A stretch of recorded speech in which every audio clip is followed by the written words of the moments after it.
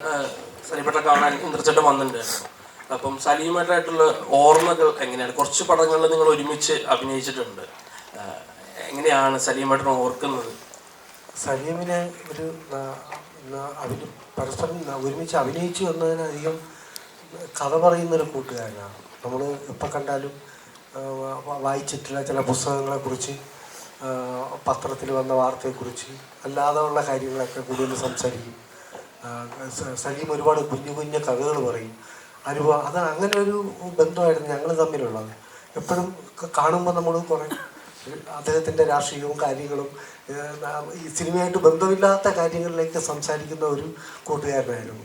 അത് വല്ലാതെ മനസ്സിൽ ഒരു പ്രത്യേക അറയിൽ സൂക്ഷിച്ച ഒരു കൂട്ടുകാരൻ.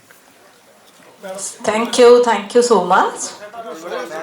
പക്ഷേ മാഡം, ഇപ്പോൾ ഇന്ദ്രൻസേട്ടനെ നമ്മളെല്ലാവരും അറിയും, ഫേമസ് ആക്ടറാണ്. ഈ കാര്യം ഈ നായകനായിട്ട് മധുമാനോട് പറഞ്ഞു കഴിഞ്ഞപ്പോൾ പുള്ളി എന്താ പറഞ്ഞത്, റിയാക്ഷൻ എന്തായിരുന്നു? കാരണം അതിനെക്കുറിച്ചൊന്ന് പറയാനുണ്ടായിരുന്നു.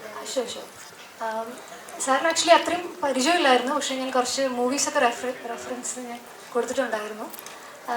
എനിക്ക് മാമിനെ സംബന്ധിച്ചിടത്തോളം വർഷയ്ക്ക് മാഷെന്ന് ആ ഒരു ക്യാരക്ടറിന് ആക്ടറായിട്ടുള്ള ആക്ടറാണെന്ന് വർഷയ്ക്ക് ഒരു ട്രസ്റ്റ് ഉണ്ടെങ്കിൽ, ഒരു കോൺഫിഡൻസ് ഉണ്ടെങ്കിൽ യു ക്യാൻ.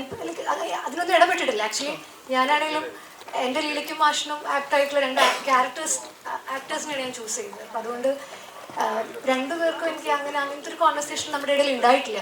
മാഷ് നേരത്തെ പറഞ്ഞ പോലെ അങ്ങനത്തെ പേടിയൊന്നും നമുക്ക് ഉണ്ടായിരുന്നില്ല ബേസിക്കലി.